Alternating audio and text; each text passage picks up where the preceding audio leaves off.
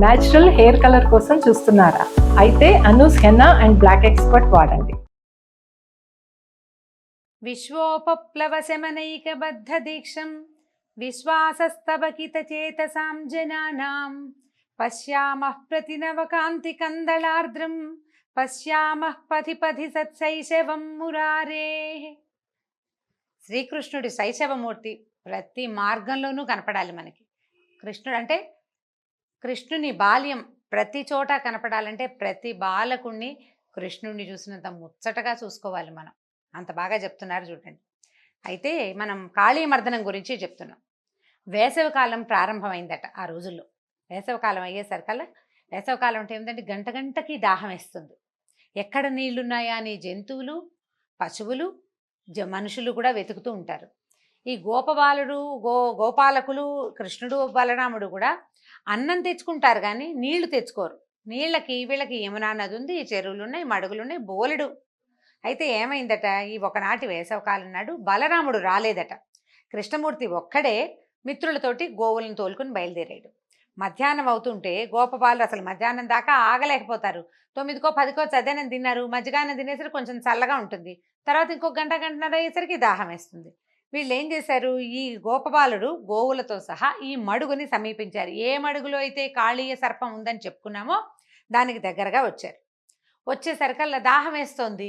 వీళ్ళకి ఇది మంచిది కాదు అని చెప్పగలిగే పెద్దవాళ్ళు ఎవరు ఈ పిల్లల సమీపంలో లేరు. ఈ మడుగు మంచిది కాదని వీళ్ళకి తెలియదు అసలు.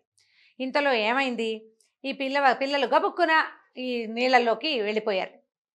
అంటే పరామర్శ లేదు, చుట్టుపక్కల ఏమిటి ఏది పచ్చదనం లేదు, నీళ్ళేమిటి ఒక రకంగా ఉన్నాయి, ఇక్కడ వాసన బాగుండలేదు, అలా అని తోచలేదన్నమాట. మన ప్రాంతమేనన్న దీంతో ఒక రకమైన తొందరపాటు, పిల్లలకి కొంత అజాగ్రత్త ఉంటుంది, తెలిసి తెలియనితనం. దాంతో నీళ్ళల్లో దిగేశారు. దిగటము ఈ నీరు కొద్దిగా ముట్టుకున్నారంతే, నోట్లోకి తీసుకున్నది కూడా లేదు, మరణించారట. ఈ యోగేశ్వరేశ్వరుడైన కృష్ణుడు బాలురందరికీ రక్షణగా ఉన్నాడు. ఆయన ఏం చేశాడు, అమృతం వర్షించే తన చూపుతోటి పిల్లల్ని గోవుల్ని బతికించేశాడు. అంటే గొడ్లు కూడా దిగినాయి లోపలికి, కాస్త ఆవులు ఇవి కూడా దిగినాయి, బయటకు వచ్చేసారు.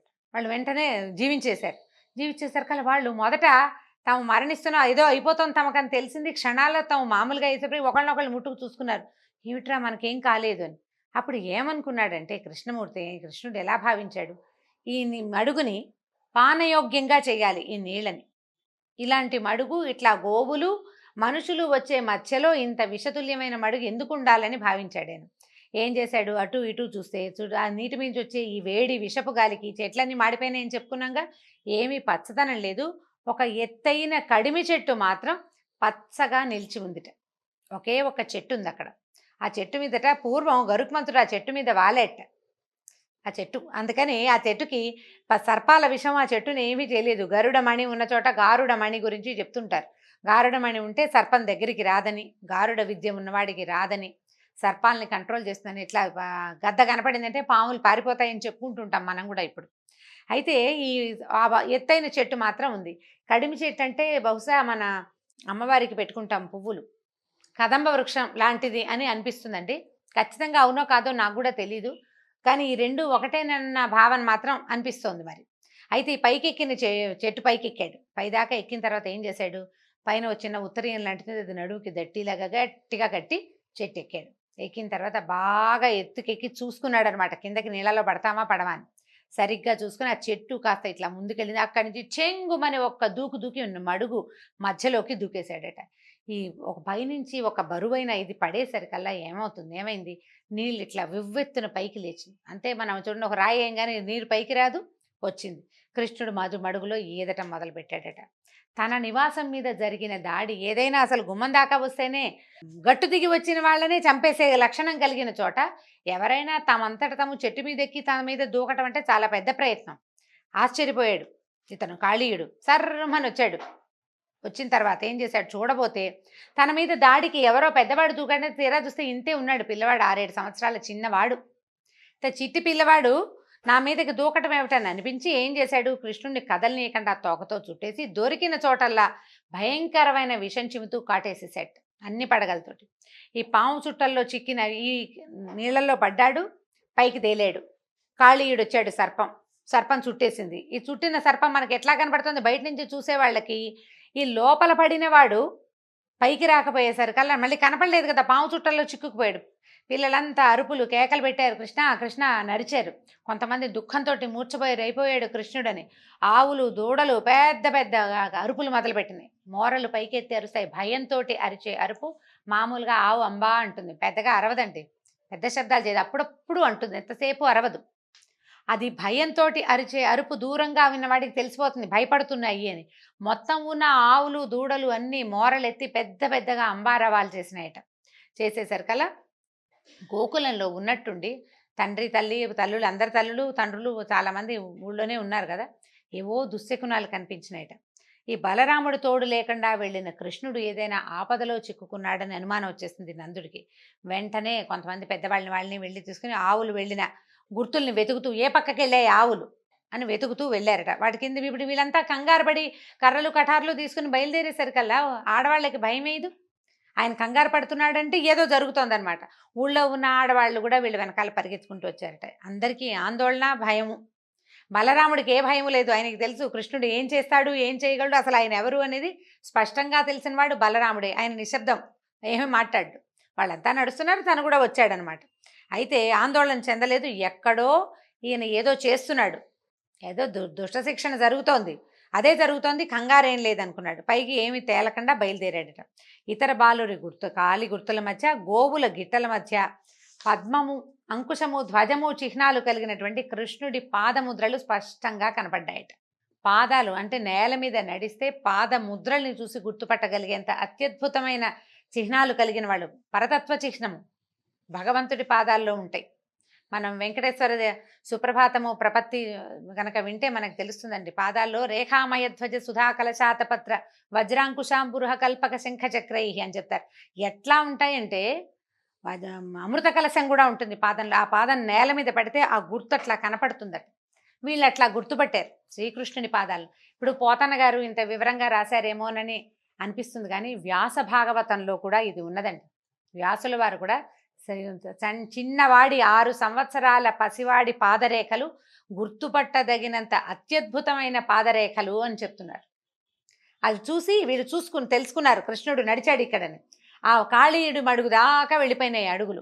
సరే అక్కడికి పరిగెత్తుకుంటూ వెళ్ళారు. అక్కడికి వెళ్ళేసరికి తన శరీరంతో చుట్టేసి పడగలతో కప్పేసి కృష్ణుడిని ఎవరికీ కనపడివ్వకుండా చేసిన మహాసర్పం కాళీయుడు కనపడ్డాడు వీళ్ళకి ఆ మడుగులో. బిడ్డను రక్షిస్తాను, తల్లులు ఆగుతారా, అమ్మో నా పిల్లాడు ఇంకేముందని యశోదాదేవి పరిగెత్తిపోయింది. గోపస్త్రీలంతా పట్టుకున్నారు. ఈ నందుడు మరికొందరు బలిష్టమైన వాళ్ళు నీళ్ళలోకి దిగబోతే అందరూ పెద్దవాళ్ళు వద్దురా నాయన నాయన వద్దురా అంటున్నారు, నువ్వు రాజువు నువ్వు దిక్కకూడదు. బలరాముడు ఏం భయం లేదు, ఆగండి ఆగండి అని అందరినీ ఆపాడు. అందరూ ఏడుస్తున్నారు, స్త్రీలు పురుషులు పిల్లలు అందరూ ఏడిపోయి కృష్ణుడు ఏదో అయిపోతున్నాడు, ఇంకేముంది కృష్ణ అని కేకలే ఆకాశం దాకా వినపడేటట్టుగా కృష్ణుడి కోసం కేకలు పెడుతున్నారు. ఇంతలో ఈ కాళీయుడట కృష్ణుడిని ఒక ముహూర్త కాలం అంటే 48 నిమిషాల పాటు తన చుట్టలతో నలిపేశాడట. ఈ పాము చుట్టేసి 48 మినిట్స్ అట. ముహూర్త కాలం అంటే 48 నిమిషాలు. కృష్ణుడు అశక్తుడిలాగా భరించాడు ఆ నలుపుడంతా. ఆ పాము చుట్టలకి దొరికిపోయి అట్లా అశక్తుడిగా ఉండిపోయాడు. ఇప్పుడు ఏమైంది, గోకులంలో వీళ్ళ ఏడుపులు అవి వినిపిస్తున్నాయి. వాళ్ళు ఇంకా భయపడిపోతున్నారు, మడుగుల్లోకి దిగేస్తారనిపించింది ఆయనకి. ఇప్పటిదాకా కాళీయుడికి ఆయన సరదా తీర్చుకునేందుకు, ఆయన వేడుక తీరేందుకు సమయం ఇచ్చినవాడు ఒక్కసారిగా ఇక చాలనుకున్నాడు. శరీరాన్ని పెంచడం మొదలుపెట్టాడట.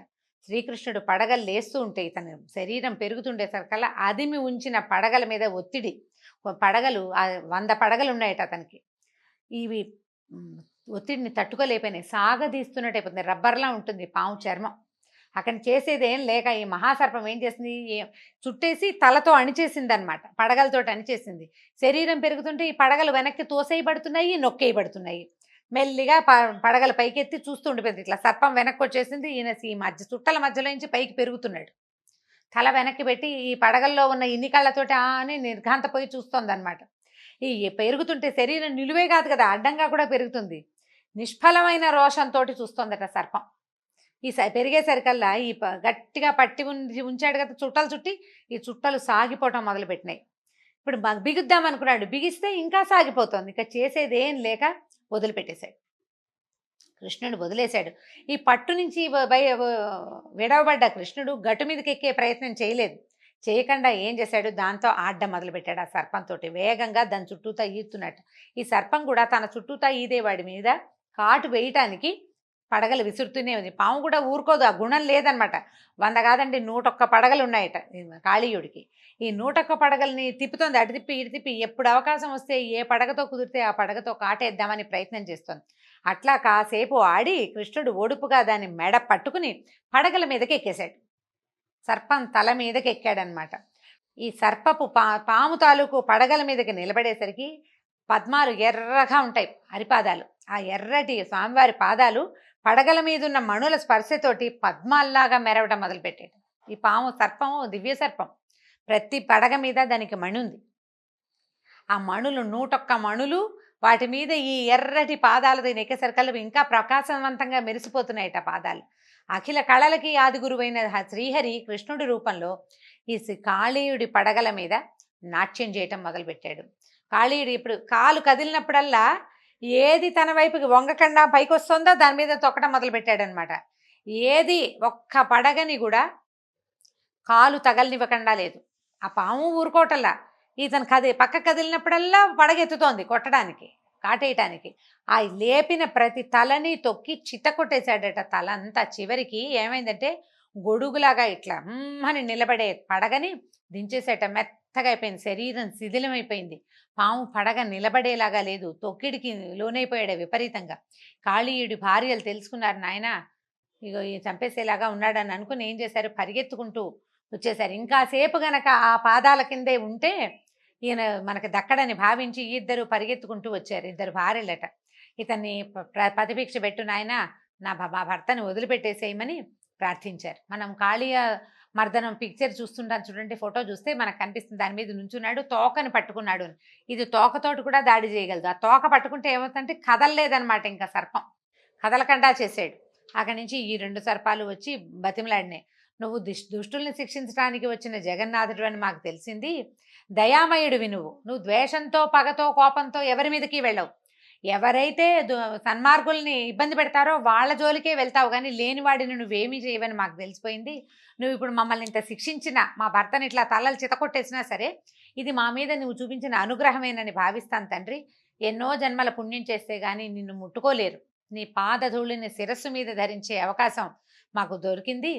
ఈ పాదధూళి కోరేవాళ్ళు, నీ పాదధూళి కోసం వచ్చేవాడు భూలోకం అంతా రాసిస్తానన్నా వాడికి అక్కర్ల, నీ పాదధూళే కావాలి. అలాంటి పాదధూళిని మా భర్తకి అనుగ్రహించావు నాయన. అతని పాపాలు నశించినాయి, ప్రాణాలు కోల్పోయేలాగా ఉన్నాడు. మాకు భర్తే ప్రాణం, స్త్రీలకి భర్తే కదా ప్రాణం, కాబట్టి మాకు ప్రతిపక్ష పెట్టు అని బతిమలాడుకున్నారు. బతిమలాడేసరికల్లా వాళ్ళ ప్రార్థనలను మన్నించి కృష్ణుడు అతన్ని విడిచిపెట్టాడు. స్వామి దయ వల్ల అతని గాయాలన్నీ, తలంతా చితికిపోయింది కదా, అవన్నీ మానిపోయినాయట. పూర్తి శక్తి వచ్చింది. తన ప్రవర్తనకి సిగ్గుపడుతూ చేతులు జోడించి విన్నవించాడు, మమ్మల్ని క్షమించు, మేము పుట్టుకతోటి దుష్టులము, తమోగుణ ప్రధానం, మాకు కోపము పగ 2 ఎక్కువే. నువ్వు కొడుతున్నా, నువ్వు చిత కొడుతున్నా అయినా కాటేయటానికే ప్రయత్నం చేశాను. ఇవేవి మేము కోరి తెచ్చుకునేవి కావు కదా.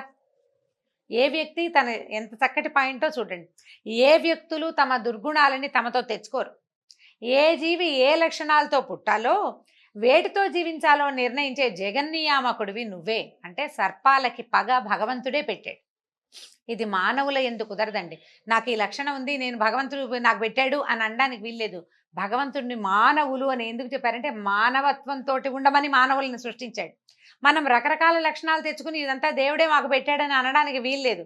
సర్పానికి ఉంది ఆ అవకాశం. ఎందుకంటే దానికి పగపట్టే గుణం, కాటేసే గుణం, తన జోలికి వస్తే వదిలిపెట్టని లక్షణం, మర్చిపోకుండా వెంబడబడ్డం, ఆ గుణం అంతా భగవంతుడిచ్చింది.